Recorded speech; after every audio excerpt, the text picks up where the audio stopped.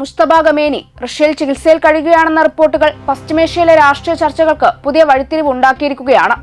പ്രമുഖ മാധ്യമമായ അൽ ജരീദയാണ് ഈ വിവരം പുറത്തുവിട്ടത്.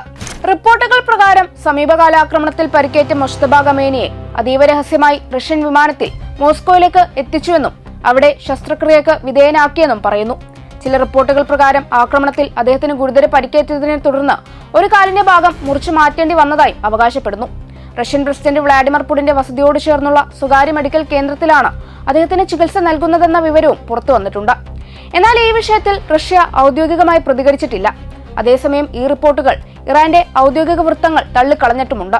ഇറാന്റെ വിദേശകാര്യ മന്ത്രാലയം പുറത്തിറക്കിയ പ്രസ്താവനയിൽ മുസ്തഫ ഖമേനി പൂർണ്ണ ആരോഗ്യവാനാണെന്നും രാജ്യത്തിന്റെ നേതൃത്വവുമായി ബന്ധപ്പെട്ട ഉത്തരവാദിത്തങ്ങൾ സാധാരണ പോലെ തുടരുകയാണെന്നും വ്യക്തമാക്കിയതായി റിപ്പോർട്ടുകൾ പറയുന്നു.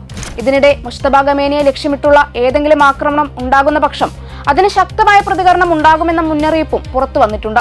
ഇത്തരമൊരു സാഹചര്യത്തിൽ റഷ്യയും ചൈനയും ഇറാന്റെ സുരക്ഷാ വിഷയത്തിൽ കടുത്ത നിലപാട് സ്വീകരിക്കുമെന്ന സൂചനകൾ ചില അന്താരാഷ്ട്ര റിപ്പോർട്ടുകളിൽ പ്രത്യക്ഷപ്പെട്ടിട്ടുണ്ട്.